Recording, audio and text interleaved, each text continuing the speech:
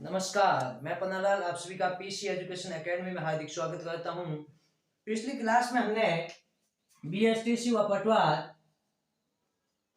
पटवार के लिए गणित टॉपिक को लेकर शुरुआत की। इस पे 2 वीडियो बन चुके हैं। आज हम कोशिश रखेंगे कि इस क्लास में ये टॉपिक समाप्त कर दें। तो हम 3 विशेष स्थितियों पे बात कर रहे थे, एक 0 डिग्री, एक 180 डिग्री और एक 90 डिग्री, है ना।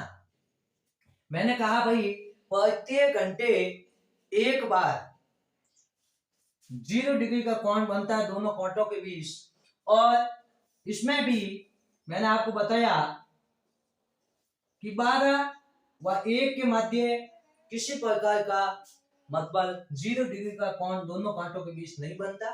इसका मतलब मैंने आपको बताया कि 12 घंटे में 11 बार है वो 0 डिग्री का कोण बनता है। ठीक है, तो 24 घंटे में हमने बात की थी कि भाई 22 बार 0 डिग्री कोण बनता है। यही बात हमने 180 डिग्री में की थी कि भाई 180 डिग्री आए तो आपके दिमाग में आना चाहिए से, और प्रत्येक घंटे दोनों सुए विपरीत होते हैं एक बार प्रत्येक घंटे, परंतु 6 से 7 के मध्य उनके मध्य किसी भी प्रकार का कोण नहीं बनता। इसका अर्थ ये हुआ कि 12 घंटे में 11 बार और 24 घंटे में 22 बार। और 90 डिग्री की बात को हम लेकर मैंने कहा कि अगली क्लास में पढ़ेंगे।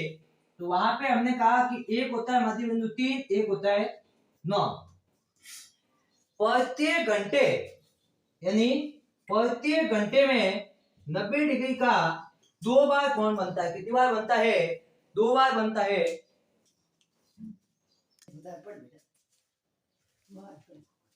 यानी एक घंटे में 2 बार है वो 90 डिग्री का कोण बनता है।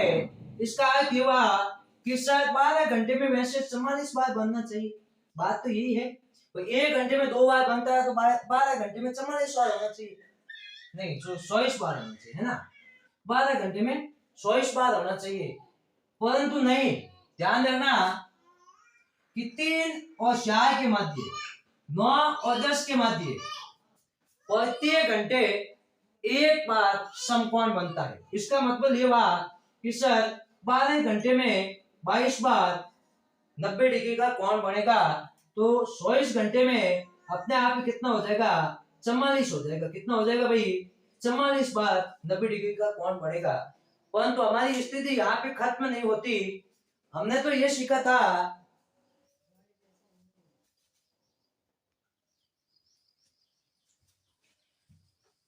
आगे देखिए कि हमने कल 0 डिग्री व 180 डिग्री के मध्य यदि कोई आ जाए कोण तो कैसे किया जाता है, ये क्वेश्चन हम सीख के आज सीखेंगे। यदि 90 डिग्री के बीच आ जाए तो ध्यान देना, क्वेश्चन है 4 से, या मैं लिख दूं 5 से 6 बजे के मध्य दोनों कांटों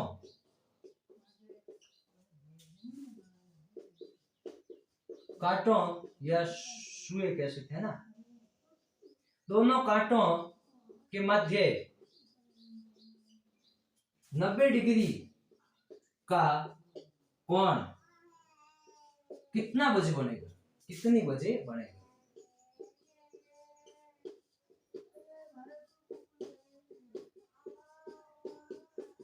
मैंने क्या कहा, जब भी बात 90 डिग्री का आई, 2 टॉपिक आपके दिमाग में आते हैं। एक 3 आता है, एक आता है 9। ठीक है, अब 5 से 6 का तो ये 4, ये 5, है ना। ये 2 हो गया, ये 1 हो गया, ये 12 हो गया, ये 6 हो गया, 7, 8, 10 और 11। अब आपको जब भी 90 डिग्री का आता है, 2 स्थितियां बनती है, 2 कंडीशन होती है कि या तो आप 9 से गिनो घड़ी की दिशा में क्लॉकवाइज, या आप 3 से गिनो। दोनों स्थितियां हो सकती है। अब कैसे देखो, इस क्वेश्चन के माध्यम से समझिए। आपको फिक्स मान तो मैंने बताया 60/11 लिखना है इनटू। अब यदि आप 3 से गिनते हो तो 3 के बाद 4, 5, 2 घंटे आते हैं, 5 तो 2 घंटे, तो यहाँ 2 लिखते हैं। एक बात है, तो 60 × 2 120/11, है ना। और 120 में 11 का भाग आप देते हैं तो 11 का भाग 1/1 0, है ना। 10 सही। 10/11, 10 सही 10/11। तो एक स्थिति तो ये हो सकती है कि सर 5:10 सही 10/11 या तो ये स्थिति हो सकती है, या आपको कह सकते हैं 60/11 है तो यदि 9 से गिन ले, वो 9 के बाद 1 2 3 4 6 7 8 कितना घंटे हो रहा है 8, अतः दिए 8 संग 48 यानी 480/11। 4 का भाग 44, 4 3 33 7/11 यानी 43 सही 7/11 है ना। तो ये हो सकता है 5 सही 43/7/11, 43 सही 7/11।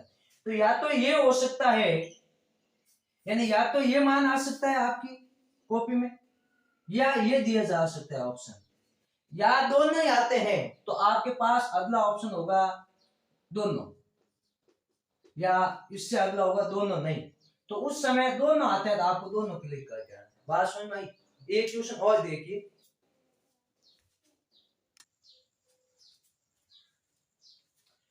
आपके पक्का कर देते हैं, एक क्वेश्चन और लेते हैं ताकि आपको पूरा ये समझ आ जाए मामला है क्या। देखो आपको क्वेश्चन दिया जाता है, ध्यान देना, 7 से 8 बजे के बीच दोनों कांटे कब लंबवत होंगे?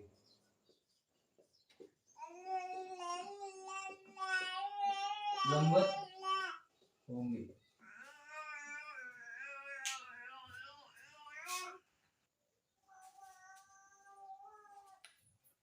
तो ये क्वेश्चन है कि 7 से 8 बजे के बीच दोनों कांटे कब लंबवत होंगे। लंबवत हो या 90 डिग्री का है, बात एक ही है। तो आपको इस प्रकार एक घड़ी बना लेनी है, और घड़ी बना के यहाँ आप जानते हो 12 होंगे, यहाँ 3 होंगे, 6 होंगे और 9। ध्यान देना, अब आपसे कहा गया है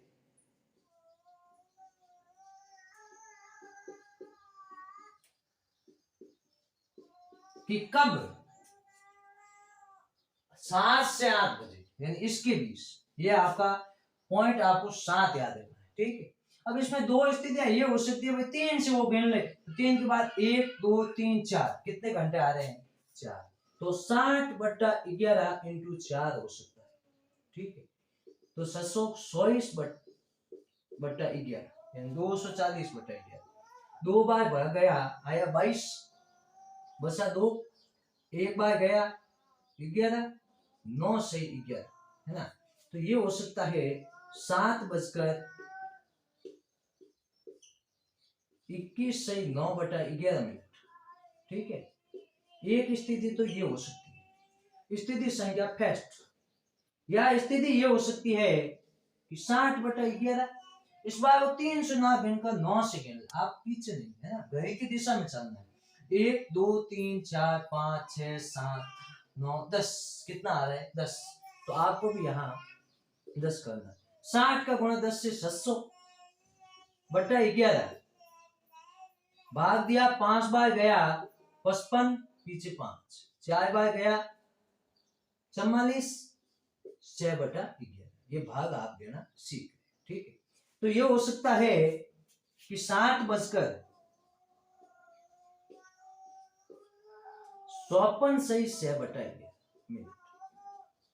आपके लिए खुशखबरी यह है कि आपके ऑप्शन में या तो ये देगा, ठीक है, या ये देगा, इनमें से एक देंगे, ठीक है। यदि दोनों दे दे, भाई दोनों ही दे दे, मान लो ये दे दिया ये दे दिया, दोनों ही दे दिया, तो अपना अगला ऑप्शन ये भी होगा कि दोनों, ये दोनों है ना। भाई मान लिया आपका ए ऑप्शन ये होता है, बी ऑप्शन ये होता है, तो क्लियर एक से ही आएगा, दे आएगा दोनों नहीं, उस समय आपको दोनों पे टिक करके, ठीक है। यदि एक आए कोई दिक्कत है नहीं, वरना दोनों आ जाए तो ऐसा क्वेश्चन, ठीक है। अब एक छोटी सी बात है इसमें कुछ बसी है, जिसमें दर्पण प्रतिबिंब है, जल प्रतिबिंब है, ऐसी स्थिति आ जाती है, तो उसको समझने के बाद मैं मानता हूँ कि अपना घड़ी टॉपिक क्या होगा, आज समाप्त हो जाएगा। आप बस लगातार प्रयास करते रहें, सीखते जाएं, क्योंकि अब ज्यादा समय है नहीं बीएसटीसी में, है नहीं, तो कम समय बचा है, तो उसमें आप भरपूर मेहनत करें। मैं सहयोग करूंगा जितना मेरे से हो पाएगा। वैसे समस्या मैं मानता हूँ कि लगातार क्लासें नहीं आ रही है, 1-2 दिन का गैप हुआ है। उसकी वजह यह है कि हम सुबह स्कूलों में, इसके बाद कोचिंगों में जाते हैं, तो वक्त बहुत कम बचता है। फिर भी मेरी उम्मीद, मेरी कोशिश ये रहती है कि मैं आपके लिए जितना हो सके करूं, ताकि आपका बीएसटीसी में अच्छे अंक आ सके, रीजनिंग आपकी पक्की हो सके, आपको धोखा ना दे। इसके लिए मैं जितना हो रहा है प्रयास कर रहा हूँ, परंतु आप जानते हैं कि इसमें 30% भूमिका मेरी रहेगी, 70% भूमिका आपकी रहेगी, क्योंकि जो चीज करे जा रहे उसको पढ़ना आपको है, समझना आपको है। एक बार में समझ नहीं है, बार बार समझे, क्योंकि ये समय निकल जाएगा तो वापस नहीं आएगा। तो जितना समय के महत्व को मानते हुए आपको आगे बढ़ना चाहिए। अब देखिए, जैसे क्वेश्चन ये आ जाए कि 3:45 का दर्पण प्रतिबिंब बताइए, है ना।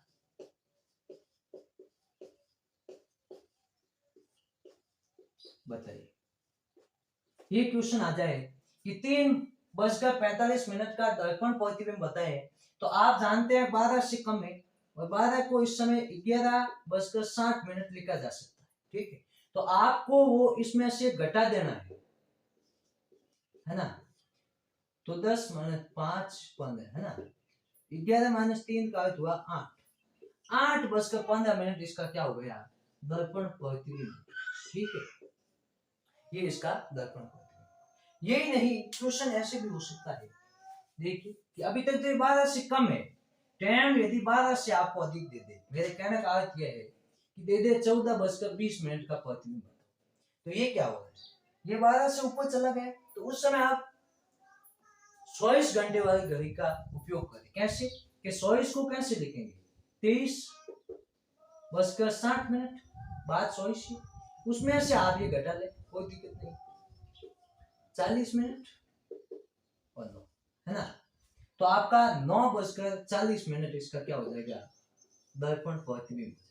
मेरे कहने का अर्थ यह है कि जब भी आपको दर्पण प्रतिबिंब पूछे, तो आप यदि 12 से छोटी संख्या दी है तो उसे 11:60 में से घटाएं, यदि उससे ऊपर संख्या चली गई है तो 23:60 में से घटाएं।